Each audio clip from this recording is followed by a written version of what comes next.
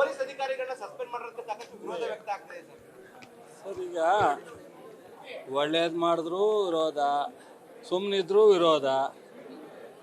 ನಿನ್ನೆ ಘಟನೆ ಆಗಬಾರ್ದಾಗಿತ್ತು. ಈ ರಾಜ್ಯದಲ್ಲಿ, ರಾಷ್ಟ್ರದಲ್ಲಿ, ಅಂತಾರಾಷ್ಟ್ರದಲ್ಲೂ ಕೆಲವೊಮ್ಮೆ ಎಮೋಷನಲ್ಲಿ ಆಗುತ್ತೆ. ಯುವಕರಿಗೆ ಖುಷಿಯಾದಾಗ ಅಥವಾ ಜಾತ್ರೆ ಅಥವಾ ಧಾರ್ಮಿಕ ಸಮಾರಂಭಗಳು ಈ ಥರ ಎಕ್ಸ್ಪೆಕ್ಟೇಷನ್ಗಿಂತ ಹೆಚ್ಚು ಸೇರೋವಂಥದ್ದು ನಾವೇನು ಇದು ಒಂದು ಫಂಕ್ಷನ್ ಅಲ್ಲ, ಇಂಥ ಹಲವಾರು ಕಡೆ ನಾವು ನೋಡಿದ್ವಿ. ಸೊ ನಾವು ಯಾರನ್ನು ಇದರ ಸಂದರ್ಭದಲ್ಲಿ ಟೀಕೆ ಮಾಡಲಿಕ್ಕೆ ಅದರ ರೆಫರೆನ್ಸ್ ಕೊಟ್ಟು ಇದನ್ನು ಸಭಾಸ್ಕಿರಿ ತೊಗೊಳ್ಳಿಕ್ಕೆ ಹೋಗಲ್ಲ. ಆದರೆ ಆ ಸಾವು ಏನಿದೆ, 11 ಜನ 47 ಜನ ಗಾಯಾಳಾಗಿದ್ದಾರೆ, ಅದು ನಮ್ಮೆಲ್ಲರಿಗೂ ನೋವು ತಂದು ಕೊಟ್ಟಿರುವಂಥ ವಿಚಾರ.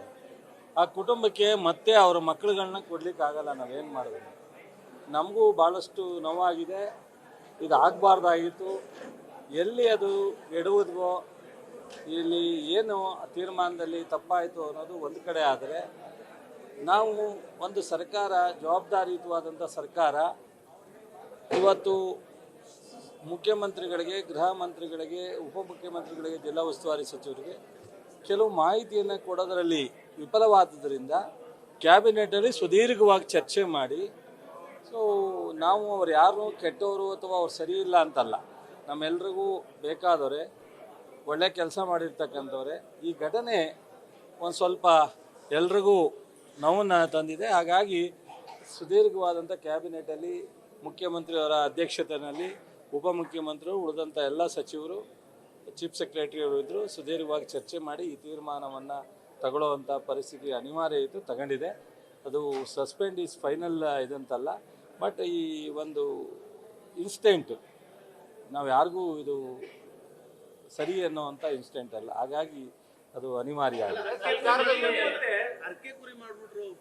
ಈಗ ಟೀಕೆ ಮಾಡೋರು ನೋಡ್ರಿ, ಅವರಿಗೆ ಈ ಕ್ಷಣದಲ್ಲೂ ಇಂಥ ಒಂದು ಕಠಿಣವಾದಂಥ ಕೆಟ್ಟ ಸಂದರ್ಭದಲ್ಲಿ ಅಂಥಷ್ಟೊಂದು ಜನ ಸಾವಾಗಿ ನೋವಾಗಿರುವಂಥ ಕ್ಷಣದಲ್ಲೂ ರಾಜಕಾರಣ ಮಾಡೋರಿಗೆ ಏನು ಹೇಳೋಕ್ಕಾಗುತ್ತೆ? ಇದರಲ್ಲೂ ರಾಜಕಾರಣವಾಗಿ ಟೀಕೆ ಮಾಡೋರಿಗೆ ನಾವು ಏನು ಹೇಳೋಕ್ಕಾಗುತ್ತೆ? ದೇವರು ಅವ್ರಿಗೆ ಒಳ್ಳೆ ಬುದ್ಧಿ ಕೊಡಲಿ, ಒಳ್ಳೆ ಮನಸ್ಸು ಕೊಡಲಿ ಅಂತ ಹೇಳ್ಬೋದು.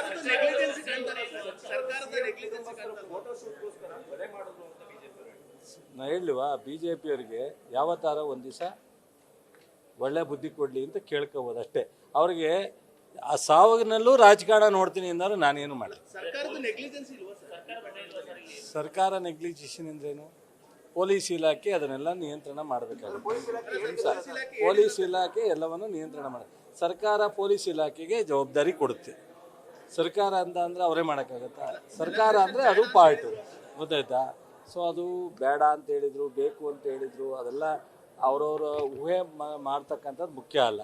ಒಟ್ಟು ಈ ಘಟನೆ ಆಗಬಾರ್ದಾಯಿತು. ಈ ಘಟನೆಯಿಂದ ನಮ್ಮ ಇಡೀ ಗೌರ್ಮೆಂಟ್ಗಾಗಲಿ, ಮಂತ್ರಿಗಳಿಗಾಗಲಿ, ನಮಗೆ ಯಾರಿಗಾಗಲಿ ಅದು ಸರಿ ಅಂತ ನಾವು ಯಾರೂ ಸರ್ಟಿಫಿಕೇಟ್ ಕೊಡ್ತಾಯಿಲ್ಲ. ನಮಗೆಲ್ರಿಗೂ ನೋವಾಗಿದೆ. ನಾನು ಸಹ ಅವತ್ತು ನಮ್ಮ KR ಪೇಟೆ ಒಂದು ಹುಡುಗ ಸಾವಾದಾಗ ವಿಕ್ಟೋರಿಯಾ ಆಸ್ಪತ್ರೆಗೆ ಹೋಗಿ ಅವ್ರ ರಿಲೇಟಿವ್ಸ್ ಜೊತೆ ಮಾತಾಡ್ಬಿಟ್ಟು ಬಂದೆ. ಇನ್ನೊಂದು ದಿವಸ ಮತ್ತೆ ನಾನು ಇನ್ನೊಂದು ವಾರದೊಳಗಡೆ ಊರಿಗೆ ಹೋಗ್ತೀನಿ, ಕಾರ್ಯ ಮುಗಿದ್ರೊಳಗಡೆ. ಬಟ್ ಇದ್ರ ಬಗ್ಗೆ BJPಯವರು, JDS ಅವ್ರಿಗೆ ಏನಿಲ್ಲ, ಅವ್ರ ರಾಜಕಾರಣನೇ ಮುಖ್ಯವಿನ, ಯಾವ ಸಾವು ನೋವು ಮುಖ್ಯ ಅಲ್ಲ. ಅವರು ಅದೇ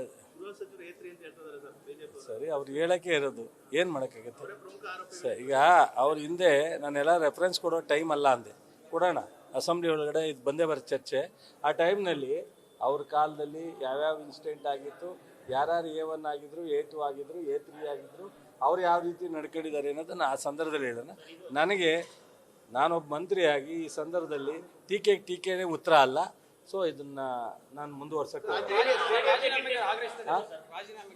ಅವರು ಎಲ್ಲದಕ್ಕೂ ರಾಜೀನಾಮೆ ಕೇಳ್ತಾರೆ.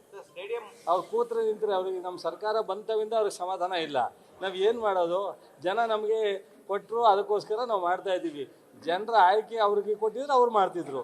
ಆದರೆ ಅವ್ರಿಗೆ ಜನರ ಆಯ್ಕೆಗೆ ಒಂದು ಗೌರವಿಸುವಂಥ ಬುದ್ಧಿನೇ ಇಲ್ವಲ್ಲ, ಏನು ಮಾಡೋಕ್ಕಾಗತ್ತೆ? ನೋಡ್ರಿ, ಆಗಬಾರ್ದಾಯ್ತು, ಆಗಿದೆ ಇನ್ಸಿಡೆಂಟ್. ಅಷ್ಟು ಬಿಟ್ಟರೆ ನಾನು ಹೆಚ್ಚು ಅದ್ರ ಬಗ್ಗೆ ಈ ಸಂದರ್ಭದಲ್ಲಿ ಟೀಕೆ ಟಿಪ್ಪಣಿನ ಅಥವಾ ಉತ್ತರನ ಅಥವಾ ಅದಕ್ಕೆ ಸಮಜಾಯಿಸಿ ಉತ್ತರನ ಕೊಡ್ತಕ್ಕಂಥದ್ದು ನನಗೆ ಸೂಕ್ತ. ಬಟ್ ಇದು ಫುಲ್ ಕ್ಯಾಬಿನೆಟಲ್ಲಿ ಸುದೀರ್ಘವಾಗಿ ಎಲ್ಲೆಲ್ಲಿ ಏನಾಯಿತು, ಯಾಕಾಯಿತು, ಏನು ಸಂದರ್ಭಗಳು ಎಲ್ಲವನ್ನು ಚರ್ಚೆ ಮಾಡಿದ್ವಿ.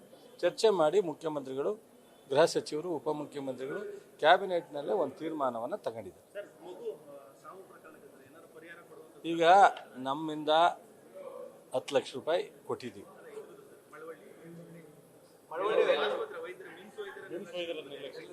ಅದ್ರ ಬಗ್ಗೆ ನಾನು ಮಾತನಾಡಿದ್ದೀನಿ, ನೋಡೋಣ ಅದನ್ನೇನೋ ಒಂದಷ್ಟು ಪರಿಹಾರ ಮಾಡಿ. ನಾನು ಒಂದು ಎಂಕ್ವೈರಿ ಕಾನ್ಸ್ಟಿಟ್ಯೂಟ್ ಮಾಡಿದ್ದೆ, ಡಿ ಸಿಗೆ ಹೇಳಿ ಈ ಥರದ್ದೆಲ್ಲ 1 ವರ್ಷದಿಂದ ಏನೇನು ನಡೆದಿದೆ ಅದಕ್ಕೆ ಕಾರಣಕರ್ತರೇನು ಅನ್ನೋದಕ್ಕೆ ಒಂದು ರಿಪೋರ್ಟ್ ಕೇಳಿದ್ದೀನಿ. ರಿಪೋರ್ಟ್ ಬಂದ ಮೇಲೆ ಕ್ರಮ ಆಗುತ್ತೆ.